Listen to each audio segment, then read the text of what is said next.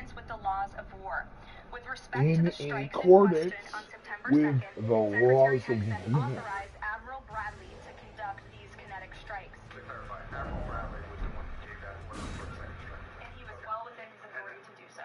Did Admiral Bradley order that second strike because there were still survivors after the initial strike? Again, as I read for you, Admiral Bradley worked well within his authority and the law. He directed the engagement to ensure the boat was destroyed and the threat of narco-terrorists to the United States was completely eliminated. Joe Hartley, do you know? There's no way. Isn't this the guy that runs the Navy SEALs? This is like a careerist. There's no way. Yeah? Admiral Bradley? I do not, Claire, but I do know He's the head of the Navy SEALs. Why would you pick him to take the fall? That's absolutely insane. There's no way. True, did they draw sticks? He had to be directly told to do the follow-up strike. He would never do that of his own volition. This is Death of Stalin type shit going on beyond the curtains. Oh my god, you know it is. They're going insane back there. Jesus Christ. The Post ordered Bradley ordered a second strike after 2 survivors were identified in drone feed, following Hegseth's directive to leave no survivors. Which again is not something you can say. You can't say leave no survivors. That's like a movie thing. That's like a movie villain thing. You can't actually do that. You can. The initial strike is still illegal, but the follow-up strike is double illegal. You can't actually do that. Bro thinks he's Lex Luthor. I'm sure that the brass at the Pentagon really appreciate receiving orders from people who have no idea what they're doing or talking about, what is or isn't illegal. Just repeating shit they see off movies. There's going to be heavy fallout for all this shit years from now, even. Yeah, I mean, we're demonstrating an open contempt for international rule of law that we haven't seen since the invasion of Vietnam. Arguably, I would say that exceeds the invasion of Vietnam. Like, obviously, the invasion of Vietnam was a much greater commitment to military resources, many war crimes committed, etc. But I would argue that at the time, our leadership was more interested in maintaining the facade of good governance and morality.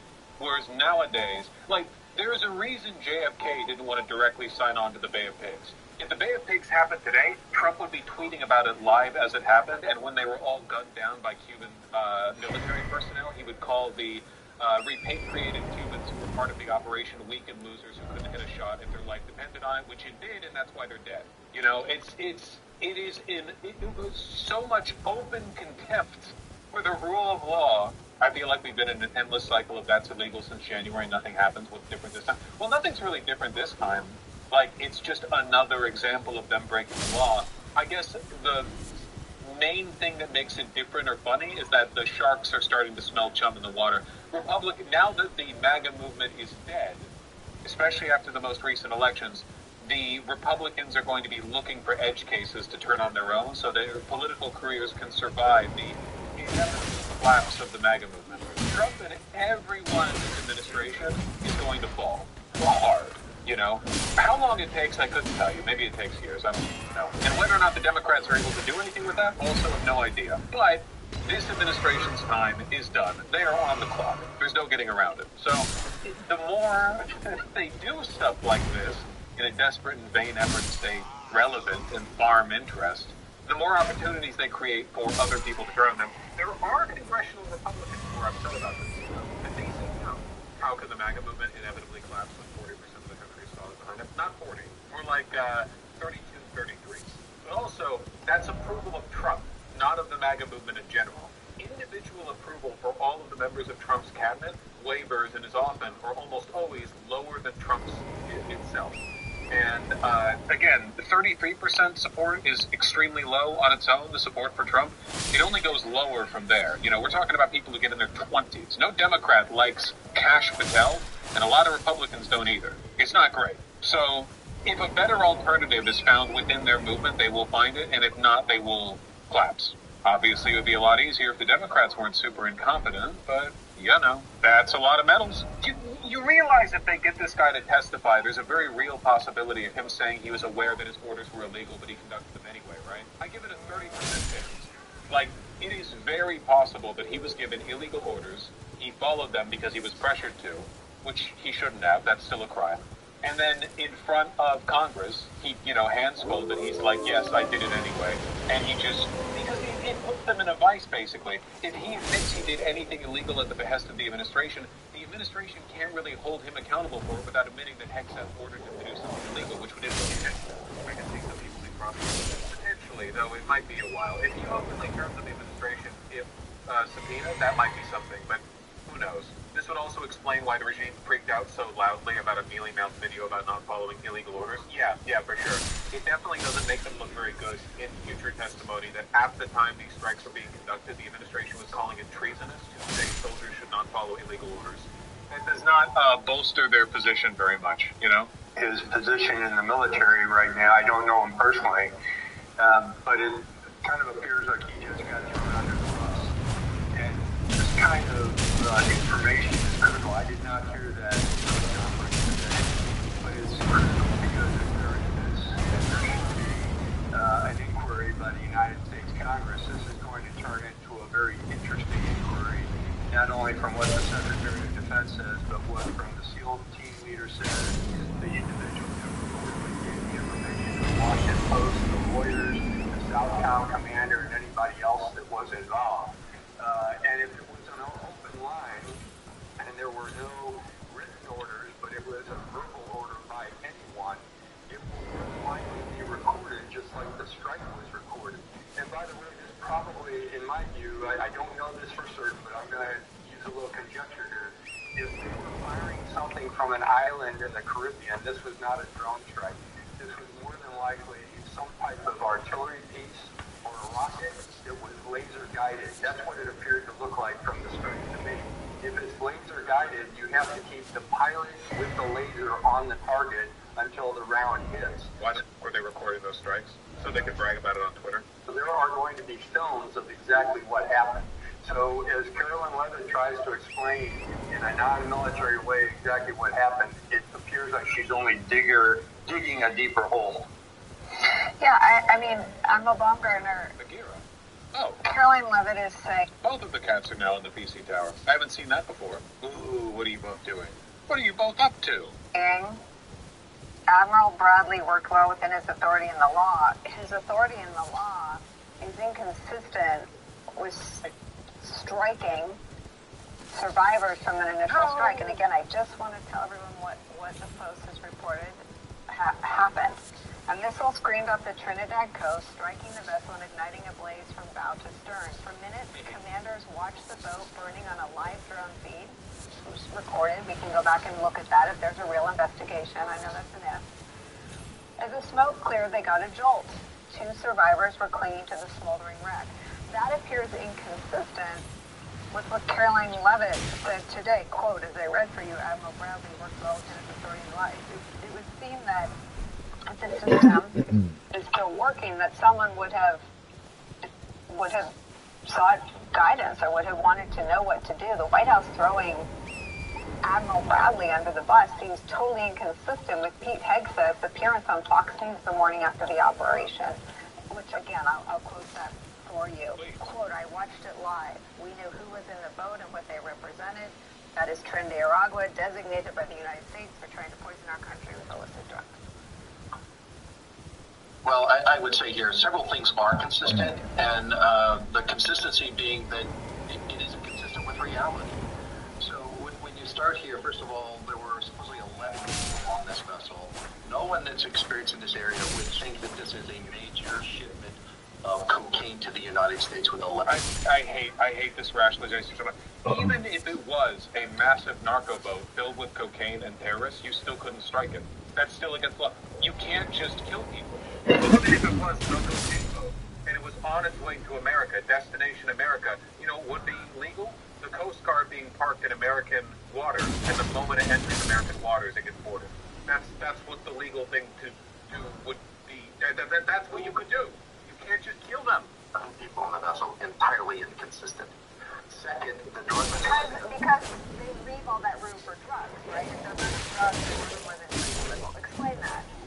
Yes, if you're running this shit pisses me off so much. This rationalization, because that's what they're doing. The implicit argument that they're making is it's only bad because they might have not been the drug runners that they say they are. Ugh.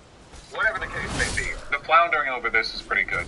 We'll see how much interest gets drummed up in Congress over subpoenaing Hegseth and Bradley, because if they are asked to testify, that could be pretty interesting. Hegseth now personally throwing Bradley under the bus. Let's make one thing clear. Admiral Mitch Bradley is an American hero, a true professional, and he is 100% support. I stand by him and the combat decisions he has made. Oh my God. That's so funny, dude. Such a coward. Dude, they're calling him the Pentagon's favorite guy. He's doing so much to endear himself to the brass. Jesus Christ. That is insane. I hope they get subpoenaed. Please, God, let them get subpoenaed. Remember when James Somerton said, I know Nick would never play Red? Yes! It's just like that. Listen, I know we haven't plagiarized on my channel because my boy Nick vets everything. And so if you're accusing us of plagiarizing, then you're saying Nick did it, which he would never do. And frankly, I won't tolerate it, you know? Yeah, that was good, man. H Bomber guy, that sure was a good channel. How many more years until we get the next one? 2 or 3? Okay.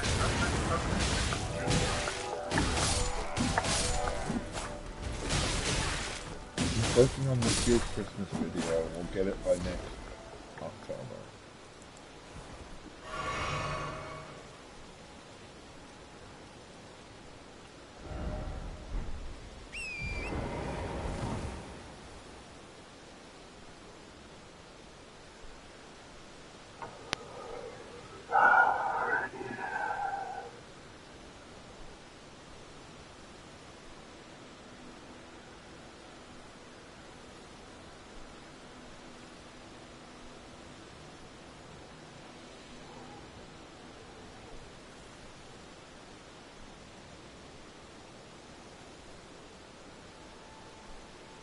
I have a new game out, and it's called Little Big War. You can play it on your coffee table. Go hit.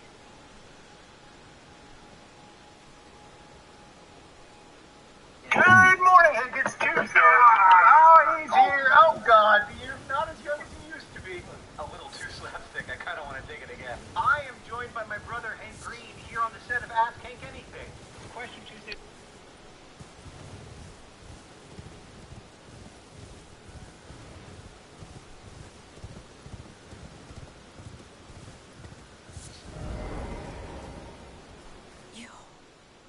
Please, I can read them. Your fingers, please, your fingers.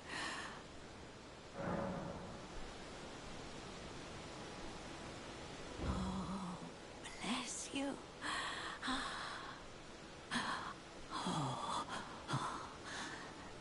Head to the fountain of gold tarnished. Traverse Rhea Lucaria, glintstone eventide, and reunite the half-crescents at the grand lift. Oh, but the bridge is collapsed and cannot be crossed. Only, why should that matter? Stormvale Castle still stands tall.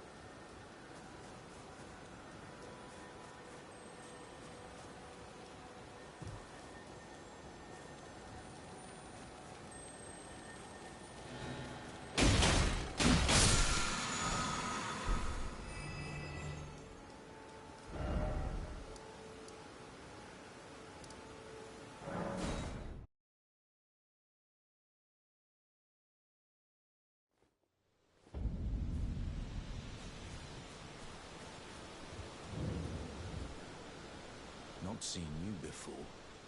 Name's Bernard. Tarnished, just like you. Let me ask you something. Are you here in the lands between to take up the fight? Does your faith in the guidance of grace hold firm, despite the collapse of the Golden Order? Honest to a fault, I see.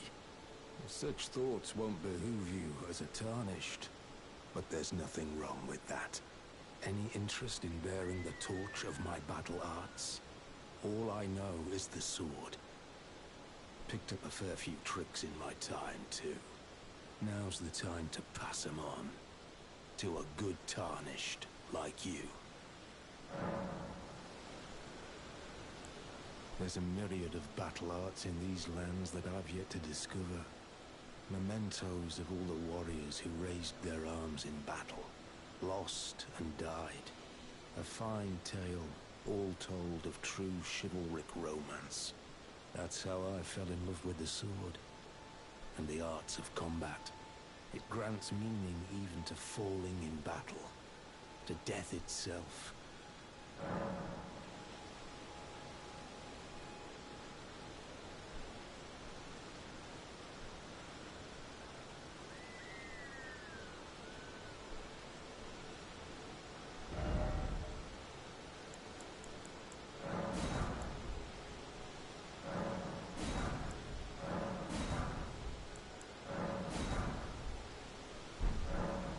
Well, until we meet again.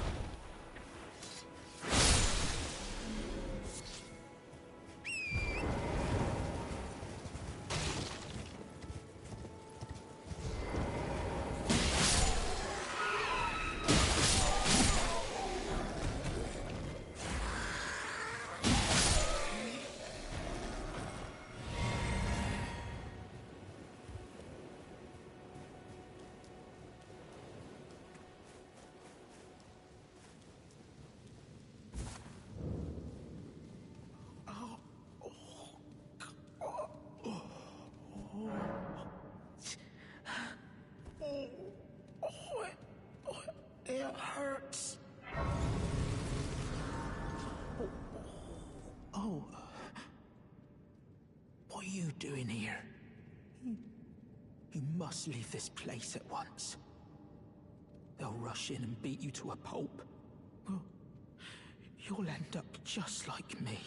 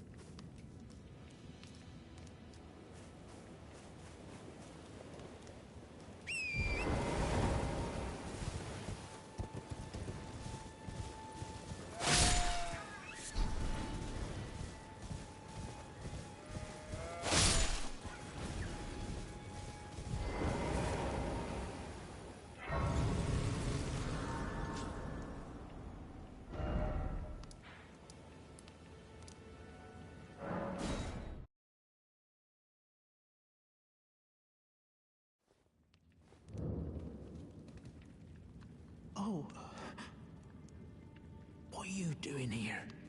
You must leave this place at once.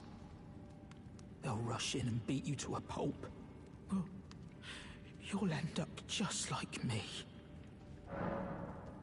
Wait. Is that what I think it is? You got it back for me. My sewing needle.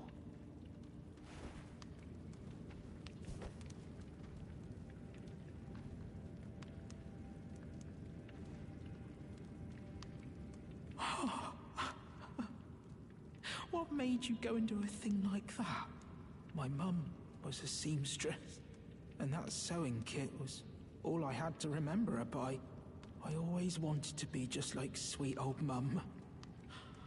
Then I suppose I can't just curl up and die, can I? Thank you. You're very kind. I always wanted to be a seamster like my mum. Then I suppose I... Thank you. You're very kind. I always want...